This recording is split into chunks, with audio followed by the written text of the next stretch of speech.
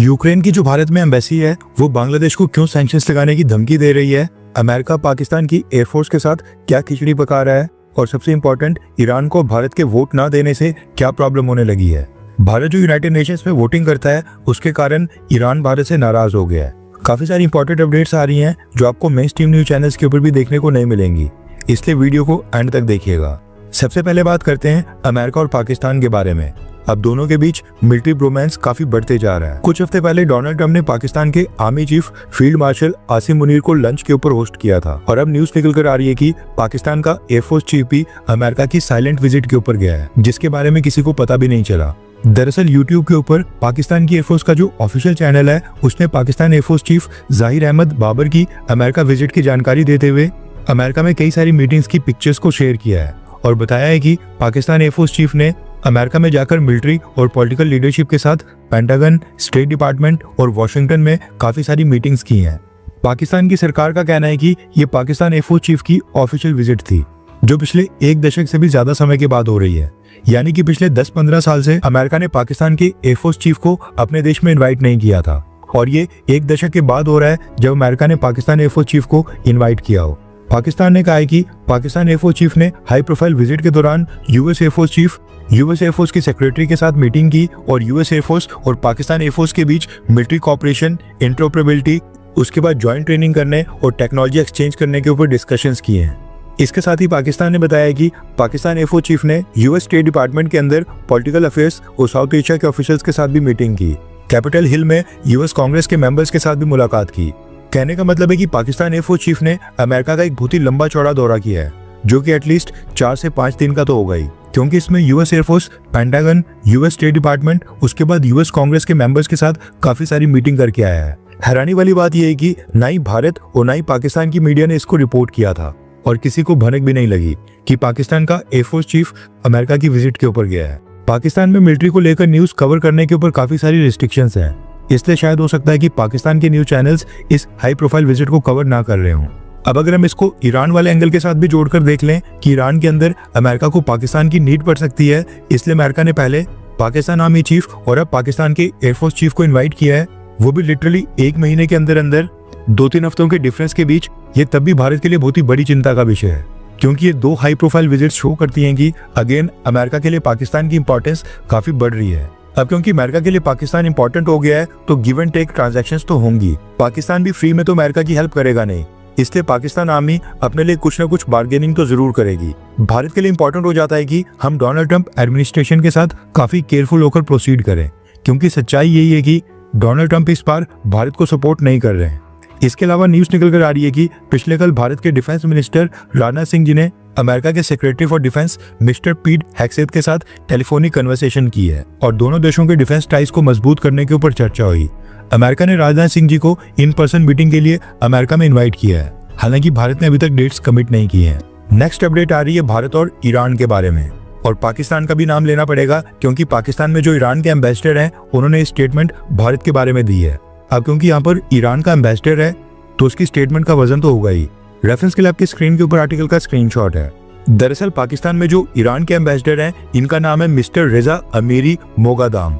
इन्होंने पिछले कल पाकिस्तान की न्यूज चैनल के साथ इंटरव्यू में भारत को लेकर एक बहुत ही बड़ा विवादित बयान दे दिया है। मिस्टर रेजा अमीरी मोगादान ने सबसे पहले तो पाकिस्तान की तारीफ की है कि ईरान का इजराइल और अमेरिका के साथ जो कॉन्फ्लिक्ट हुआ था उसमें पाकिस्तान की सरकार ने काफी प्रोएक्टिव और अनवेवरिंग कमिटमेंट दिखाते हुए ईरान का समर्थन किया। प्रोएक्टिव यानी कि बिना किसी के कहने और इंतजार किए बिना तुरंत ईरान का समर्थन किया, और अनवेवरिंग यानी कि पाकिस्तान प्रेशर और चैलेंजेस के बावजूद अपने स्टांस के ऊपर टिका रहा और पाकिस्तान ने अंत तक ईरान का साथ दिया। अब क्योंकि मिस्टर रेजा अमीरी मोगादान को ईरान ने पाकिस्तान का एम्बेसडर बनाया है, इसलिए वो पाकिस्तान के साथ संबंधों को मजबूत करने के लिए जो भी स्टेटमेंट दें हमें कोई भी प्रॉब्लम नहीं है। लेकिन दिक्कत तब हो जाती है जब ईरान का एम्बेसडर भारत को नीचा दिखाते हुए, भारत का नाम लेते हुए भारत के बारे में बुरा बोले और पाकिस्तान की तारीफ करे।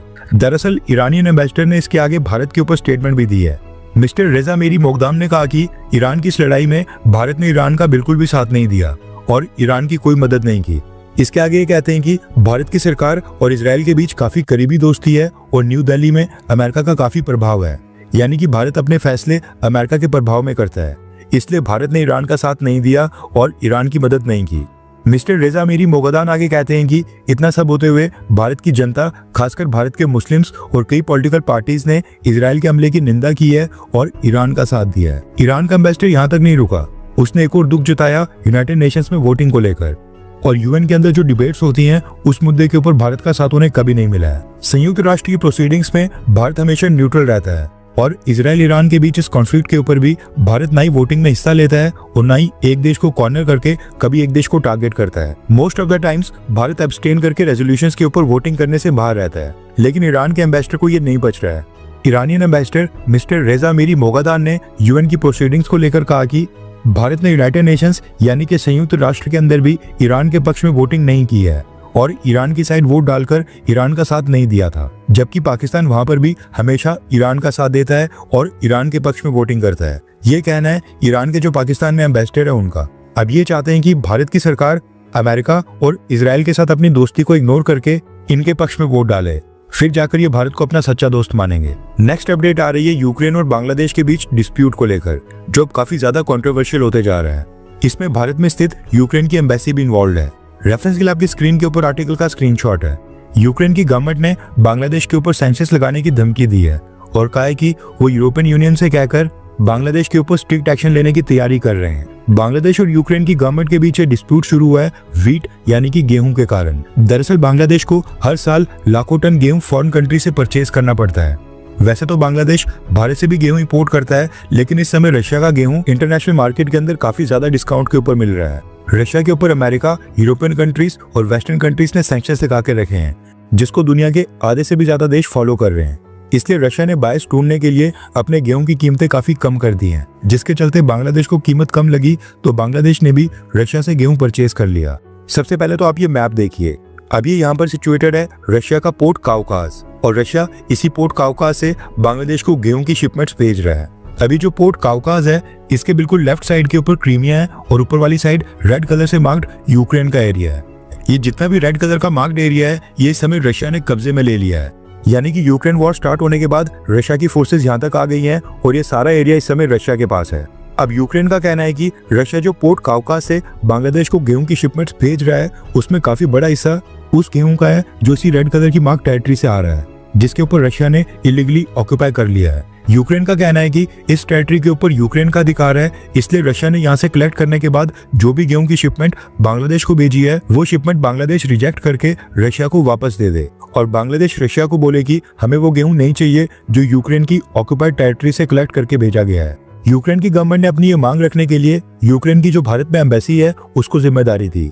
दरअसल यूक्रेन ने बांग्लादेश में अपनी कोई भी एम्बेसी नहीं खोली है और बांग्लादेश के लिए सारी कॉन्सुलर सर्विसेज भारत में स्थित एम्बेसी से ही प्रोवाइड की जाती हैं। इसलिए भारत में जो यूक्रेन की एम्बेसी है उसने कांटेक्ट किया इंटीम गवर्नमेंट ऑफ बांग्लादेश को। यूक्रेन ने बांग्लादेश से काफी बार रिक्वेस्ट की, लेटर्स भेजे, डिप्लोमेटिक चैनल्स के जरिए इंटीम गवर्नमेंट को मैसेज भिजवाया, लेकिन बांग्लादेश की गवर्नमेंट लगातार रशिया से गेहूं की डिलीवरी ले रही है एंड इस मुद्दे के ऊपर बांग्लादेश की गवर्नमेंट ने यूक्रेन को कोई भी जवाब नहीं दिया है। अब इस पूरे विवाद को लेकर यूक्रेन के भारत में एम्बेसडर ओलेक्सेंडर पोलिशचुक खुद ही सामने आ गए हैं एंड इन्होंने कहा है कि बांग्लादेश को हमने काफी बार रिक्वेस्ट की, अपनी इन्वेस्टिगेशन भी बांग्लादेश के साथ शेयर करके ये पूरी तरह से बताया कि जो गेहूं बांग्लादेश को डिलीवर किया जा रहा है ये शिपमेंट यूक्रेन की उस टेरिटरी से कलेक्ट की गई है जिसके ऊपर रशिया ने इलीगली कब्जा किया है एंड ऑक्यूपाई करके रखा है। अब हम अपनी इन्वेस्टिगेशन और इंटेलिजेंस अपने यूरोप के एलाइज के साथ शेयर करेंगे और उनसे आग्रह करेंगे कि बांग्लादेश के ऊपर स्ट्रिक्ट एक्शन लिया जाए। अब देखना ये होगा कि क्या यूरोपियन यूनियन यूक्रेन के कहने के ऊपर बांग्लादेश के ऊपर कोई स्ट्रिक्ट एक्शन लेता है या फिर नहीं, क्योंकि पिछले महीने ही बांग्लादेश रशिया से सबसे ज्यादा गेहूं खरीदने वाला चौथा सबसे बड़ा देश बन गया है, यानी कि $मिलियन रशिया को पेमेंट मिल रही है। अब देखना ये होगा कि बांग्लादेश और यूक्रेन के बीच ये डिप्लोमेटिक वॉर और यूक्रेन की धमकी आगे कहां तक जाती है। जो भी अपडेट होगी हम आपको बता देंगे।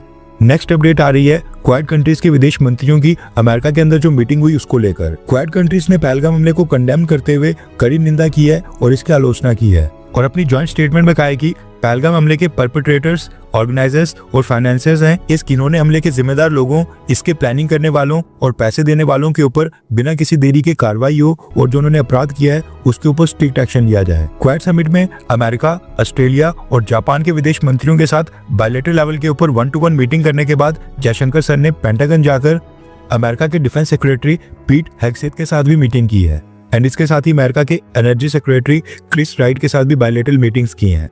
हर 24 घंटे के अंदर जियोपॉलिटिक्स में बड़े फेरबदलाव और उलटफेर हो रहे हैं और भारत के लिए नए चैलेंजेस आ रहे हैं। कोई देश अपने फैसले से पलट रहा है तो कोई देश ब्लैकमेलिंग के ऊपर उतर आया है। सभी देश एक दूसरे को नीचे लगाने की कोशिश कर रहे हैं। इन सब के बीच हमारा भारत किसी भी देश से पीछे न रह जाए, इसके लिए मोदी सरकार लगातार कोशिशें कर रही है। आपका एक लाइक हमारे चैनल को ग्रो करने में काफी मदद करेगा और एक सब्सक्राइब ये सुनिश्चित करेगा कि आप किसी भी इंपॉर्टेंट अपडेट को मिस ना करें। अगर आपने हमारे चैनल को पहले से सब्सक्राइब किया है तो दिल से धन्यवाद। जय हिंद, वंदे मातरम।